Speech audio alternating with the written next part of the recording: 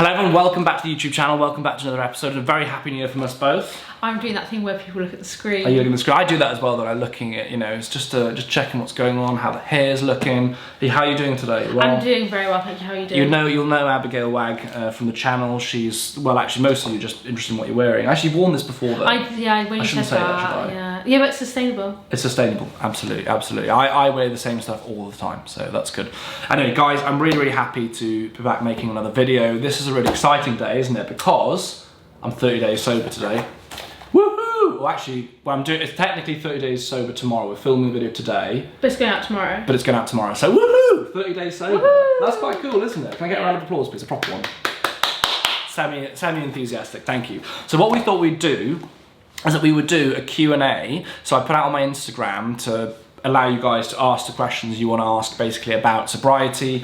Obviously I've been 30 days sober, so I'm early in the journey, so it's more focused on those first 30 days. Any questions you want to ask, so we put it out on the stories, which is why Abby's looking at. She's not being rude to you guys, she's engaging in the questions that you've asked, and we're just going to fire out, or well, I genuinely haven't seen these, have I? So I haven't, no. You've asked the questions, I've not prepped this, I'm just going to take them as they come along. I'll answer them as honestly as I possibly can. I hope it might help some of you that are sober curious or just interested in knowing more about sobriety and the highs, the lows, the pros and the cons, because there are pros and cons, and I think we will cover some of those now. And if you haven't already, please do subscribe to the channel. My name's Dr. Alex George. If you're new to the channel, I focus on mental health, physical health, my journey in sobriety, and also just, all round good fun, good times. So please do subscribe to the channel. It helps support my YouTube channel. Like and comment, do all those bits and pieces. There is videos on my kind of decision to become sober as well. You can watch those. And there's also general health videos you can kind of browse. Shall we get started? Let's do it. So I'm letting you pick them. I've not done it like, oh, I haven't seen them and we've like screenshotted and looked before. I really have not seen these questions. Quite a lot. Let's get going. Go on, Abs. Okay, let's start off with a simple one. Do you get cravings for alcohol? I'm not surprised. I'm actually not surprised that's the question in there, because you'd think, oh gosh, like, can you go without it? Because, and not necessarily in a sense of like being, I feel like addicted to it, but it's like, oh, I fancy a chocolate. You love your chocolate, don't you? So it's like, oh, I love like Marmite and cheese on toast. It's like, oh, I get a little craving for that. But funny enough, honestly, there's only been 2 occasions where I thought, oh, do you know what? I'd like one. And it was when I went to the management team's Christmas party. When I got there, I was like, oh God, I would like a little glass of beer or something. But what I did is I just sat with it. So I'd read before from some of the books and stuff and things I've seen online that if you just sit with that feeling for 5-10 minutes and don't act upon it, by 10 minutes the craving's gone, and you're like, oh, I'm not bothered. And I didn't have a drink.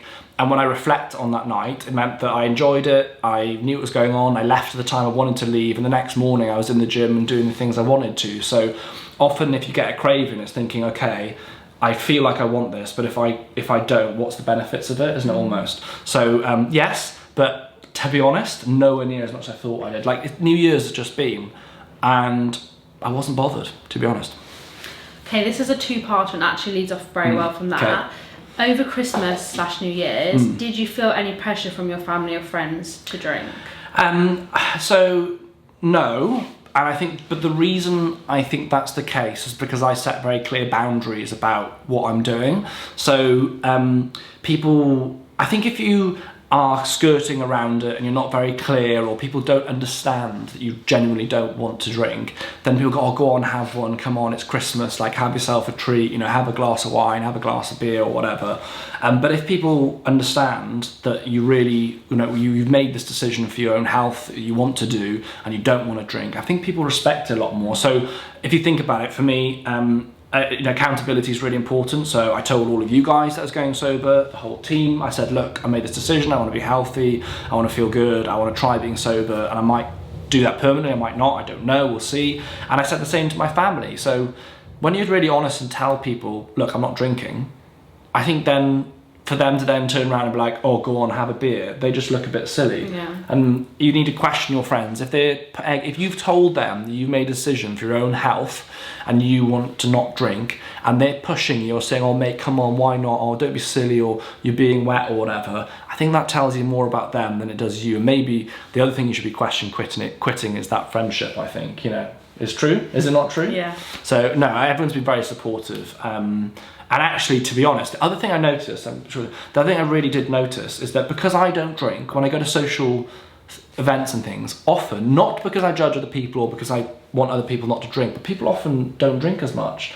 Because they're like, oh, well, he's not drinking. Actually, I'm not that bothered either. I've had it, me and one of my best friends, Tom, we went for a couple of drinks in the pub. Obviously, I was having non-alcoholic drinks. And usually we'd have beers together, alcoholic beers. And he said, oh, do you know what? If you're having alcohol-free beers, I'll do the same. And we had an amazing evening and didn't drink. I didn't tell him not to. I would never have asked him not to drink. He made that choice. And the next day he was like, do you know what? Didn't need it. I feel great today. So, yeah, it's interesting how people respond. Part 2 then, which you've kind of already answered. Sorry. But that's okay. How do you say no if you're being pressured? I'm very strong-minded, wouldn't you say? So it's very hard to pressure me because I'm just like, I'm not doing that. But I understand that people can find it difficult. But you've got to question where that comes from. Why would you feel uncomfortable about saying no to a drug? Like, the odd thing I think, it really blows my mind, is that alcohol is the only drug you need to give a reason not to take. You know, if a lot of the other substances that be offered around, if you said no, no one would ever be like, oh my God, what's wrong with you? It's just, it's such an odd concept. And I think if you go back to that point, that it is your body, your health, and your decision, and you are just making an option. It's more about opting, and what I'd like to see change is that drinking alcohol is something you opt into and not opt out of, if that makes sense. So what I would say when you're approaching those situations and people are like, come on, have a drink, be very clear and say, I'm not drinking. You don't have to give a reason. Remember that we don't have to explain why we're not taking a drug. You can if you want to. So I might say something like, I'm not drinking because I want to be sober and this is something I want to do for my health. That's it. Otherwise, I might just say I'm not drinking. And if they push you to do it, you know, and they're really pushing you, I think a good question is to ask, why does me drinking affect your evening? Why does it make you feel more comfortable if I drink? And I think that is a great question to ask if someone really pushes you, because really, the reason someone else wants you to drink is because it makes them feel better about their own drinking. And that's the truth. Very true. Okay, did you keep alcohol in the house or did you remove it? This is a really good question. Now, I think it depends where you're coming from, okay? As I said in the video before, explaining why I went and became sober, I'm not going to go into that now. It was in a position really of not being an alcoholic, not feeling like I can't not drink, but I just wanted to start having a life that didn't involve drinking. It was like an optional thing, if that makes sense. So I don't have an issue having alcohol around me. So there's alcohol in the house, I've got wine in the fridge, there's whiskey on my shelf because other people coming might want to drink, and I don't have an issue with other people drinking. It's a decision that I've made. However, that is me specifically. We are all individuals. So for other people, if you want to pour and you get that sense of bam, yes, pour the wine down the sink, or you want to chuck the beers in the bin, do it. Like, do it. And don't feel, oh, because he's got alcohol in the house, he's done better than I have or worse than I have. It doesn't matter. It's just you as an individual and what works for you. I know other accounts that I follow on YouTube and some of the books I've read, they've said, no way, I don't want alcohol in the house. They're fine to go to a pub and other people drink, but they don't want it in their home. And that's absolutely fine. So yeah, for me, I've just left them there. Will I buy any more alcohol? No. So when that's drunk and gone, I won't replace it. Fair enough. This person has asked, how do you find dating sober? Any tips on approaching dating new people without a drink? But I think that applies to any like new situations where you'd normally have a drink. How do you approach it? Yeah, that's a good question. And you know, I'll be honest, I thought back, we actually talked to you about this I think before. I don't think I've ever gone on a date, and I'm talking about like an evening date, I'm not talking about like a coffee date because obviously you're drinking coffee, but like an evening date and not had a drink. Have you ever had a date without having a drink? No, I think most dating activities include drinking. You generally go, shall we go for a drink? It's always a classic first date. So I get it that people do get nervous around dates, and I think in the past, definitely when I was younger as well, you have a drink because it does relax you, right? But if you actually think about it, if the person you're going to meet wants to see the best version of yourself, the version they want to see is when you're sober. Because when you're in a relationship with someone, unless you've got a pretty unhealthy relationship, you're spending most of your time hopefully sober together, aren't you? Yeah. So I think you're showing that best version of yourself. Also, don't forget that alcohol actually just suppresses your brain, slows you down, makes you more stupid. If you want to appear really like switched on. Yeah, switched on and like engaged and energized, then actually not drinking gives them that best version. Also, it's a hell of a kick, I think, to go to social events and not drink, because you do this a lot. You're not, I wouldn't say that you're a big drinker at all. So you know what I mean. You come away and go, do you know, I went in that room and I didn't need alcohol. So you'll get a real buzz, even if you go on the date, I think, and you didn't enjoy the date and think this is a person for me. I think you'll get a kick from the fact that you're like, do you know, I went in there, I didn't have a drink and I was fine. It's like anything in life. The first time you do it will be scary. I haven't really dated in the last year, so it's hard for me to comment that much, but I've been on a few coffee dates. And I enjoy them. I enjoy meeting people, and I think for me, so much of being sober is I want to be present in life's experiences, the ups and the downs and everything in between. And you know, so many life events like weddings and you know, christenings or big moments of birthdays and stuff, we always celebrate with a drink. And actually, if we're completely honest, and I'm not saying this in a judgmental sense, we're basically drinking ourselves into being less present. And I think that's a shame. The next question is, what changes have you noticed after being sober for a month? So I guess how do you 30 days in. how do you feel now in comparison to say day one or before? I'm going to be really honest on this, because I think a lot of people try and sugarcoat, like, oh, everything's perfect. The thing for me that I've really noticed, and I come off the back of it last night, is I'm really sleeping really badly. I know I've said it before, but I'm sleeping really badly, but I don't actually think that's to do so much with the alcohol alone. As many of you will know, I have ADHD. I was diagnosed about 6 months ago. We know that alcohol, because of its effects on the brain, not just when you drink in the moment, but over a long period of time, it can actually work to basically medicinally suppress ADHD to an extent, in a way, in a fashion. It's not a good way to treat ADHD, obviously, but it has an effect on it. And what I've noticed is that my sleep has become really quite bad. I find it hard to get to sleep, and I'm waking a lot in the night. Now, it's hard to say whether that's purely because I stopped drinking. And actually, people go, oh gosh, well, you stopped drinking, got worse sleep. Actually, in a way, if it is related to alcohol, it's kind of scary, isn't it? The good news is that for most people, within the first few months, the sleep goes back and actually becomes really good. You get this amazing sober sleep, they call it. But it takes time, because basically your brain has to regenerate, create new pathways, and adapt to sober living. So I'm hopeful that it's a mixture of the two. I'm hoping it gets better, but I'm a little bit suspecting that ADHD might be the culprit in this scenario. I definitely am drinking a lot more coffee, which is another way of suppressing the ADHD a little bit, and maybe that tells me that actually the sleep is down to that. So we'll see. I'm not on any medication at the moment. If I can't sleep and I rule out the alcohol, then maybe that's something I have to think about. But on the whole, other than that, and despite that, I think to answer that question of is it worth it, even with the sleep stuff as it is, I am still 1,000,000% glad that I've gone sober. I've always been productive, but my productivity has been through the roof. And I don't just mean productivity in terms of doing things all the time or achieving tasks, but doing things that I really enjoy. So going to the gym or walking the dog or coming up here and reading. I kind of, in productivity, I don't just mean like doing tasks and, you know, I'll get this done and, you know, this bit of work or, you know, write an essay. I mean just making the most of my life. And I think I am making so much more of my life because of that. I mean, New Year's, usually I'd be out on New Year's Eve, have plenty to drink like most people, and I'd be hungover New Year's morning and kind of New Year's Day, and you drag yourself through the day. I was in the gym, I did a Barry's boot camp first thing in the morning, and I felt amazing. I feel really, really glad. I've noticed in myself that I've lost weight already. I've been exercising a lot, and I'm not, as you know, I'm not weight centric. I haven't actually weighed myself to know what kind of numbers, what that looks like, but I can exercise more, I'm enjoying my exercise, you make better food choices, and all of those decisions are probably accumulating with losing weight. So yeah, I'm glad. But do you have any advice for anyone at uni that wants to be sober? That's a really good question. So the National Union of Students, NUS Card, you guys will know, they did a survey not that long ago and showed about a third of undergraduates don't drink. Oh, really? And that's a recent survey. If you did that 10 years ago when I was at uni, it was very rare that someone was at uni and didn't drink. What was it like with yours? Was yours quite a drink?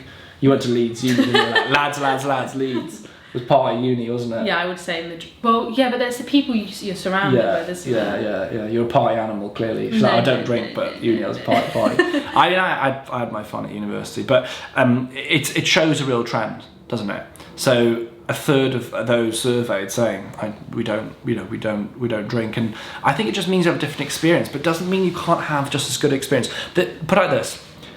There is no benefit to alcohol, is there? If we're honest, there is no benefit to it. And there's nothing that you can't do sober that you do drunk. In fact, there's a lot of things you can't do drinking that you can do sober. Does that make sense? You can go to a nightclub and enjoy yourself. You can dance sober. You'll get more of a buzz if you manage to persuade yourself to do it. You can go out in the evening and have the morning. I think the point about being sober is you can have it all. You can go out in the evening and socialise and go to be up in the morning for a morning walk, or go in the sea for a surf, or go and play hockey the next day. You can have it all. So I think that being sober at university will enrich your experiences. It will make you better at the university. You'll enjoy your studies more. You'll be more social. The thing is, you go out on a big night and you're hungover. You miss the sport the next day. You maybe don't go out and see anyone for the next couple of days. You eat terribly. You're missing out on things. You go out. I've had it at uni before. A big night out. Next day is a beautiful sunny day. I'm in bed till midday. You missed half the day. So don't think that not drinking at uni means that you're not experiencing university. I don't believe that at all. In fact, I'd argue you're actually having like an extra good experience at university. Perfect. Final question, shall we? Final question. I've said I'm going to do it, but I'm worried. What if I fail, and what will people think? A really good bit of advice that I read, it was actually in Catherine Gray's book, but I think it was also, I read it in one of the others as well. There's quite a common theme actually amongst the sober community that are talking about those who are quitting drinking. Two things. Don't put an ultimate time on it. I think don't have a hard, like I said, I want to be sober, and I'll be sober as long as it serves me. And that's what I want to do. And don't be hard on yourself if you do have a drink, because we're humans, and I don't even want to call it a mistake. You have moments where you decide I want to have a drink, and that's what happens. I think the point I would say is that if you want to prevent yourself having a drink, think about the times that you're most likely to cave in and have a drink. So it might be social interaction. Maybe it's rugby with the lads that you might be more likely. So think about pairing with someone that's going that won't be drinking, or think about non-alcoholic drinks that you can enjoy, and having those kind of coping things around it. Also, a really good tactic is plan something the next morning that you know that you'll really enjoy, that you'd miss out upon if you were drinking. So for example, on New Year's, I was like, I want to do Barry's boot camp. I booked it in for the New Year's morning early because I know I've been working up to doing it. I wanted to do it. So if I drunk New Year's Eve, I wouldn't be able to enjoy the next morning. So that's a really good, I think that's a really good trick as well. But do you know what? Life happens. Life happens. If you have a drink, that's fine. It's like saying, I don't want to go gymming because I might stop gymming for a month, so I'm never going to start going to the gym. I mean, the number of times I've started the gym is unbelievable. But I have reaped the benefits from every time I've been to the gym. Just because I stopped for a couple of months doesn't mean that I didn't benefit from all the times I did go to the gym. And it doesn't mean I won't benefit from the times I go back to it. So basically what I'm saying is practice better self-compassion, allow yourself to make mistakes, learn from those mistakes as you go along, and enjoy the journey of it all. We don't know what's going to happen. Like I said, people ask me, will you be sober forever? I don't know. What is forever? You tell me what forever is and how long it lasts, and I'll tell you if I'll be sober the whole time. But for now, while I enjoy it and it serves me, that's what I'm going to do. Guys, I hope you've enjoyed the Q&A. I'm really appreciative of all the questions you sent in. It feels pretty amazing to be 30 days in. I've really enjoyed it. I'm trying to be really honest with you guys about it. The sleep side of things I'm going to work out. I'm going to do a specific video, I think, on sleep. I'm going to think about the ADHD side of things, whether that's actually playing into this. Maybe even actually go and see my doctor around that again, depending on how long it lasts. A lot of people can experience poor sleep for a good number of weeks, even months after. So let's see. But I'd really love to get into that lovely sober sleep because I'm sure it's fabulous. Anyway, guys, thank you so much.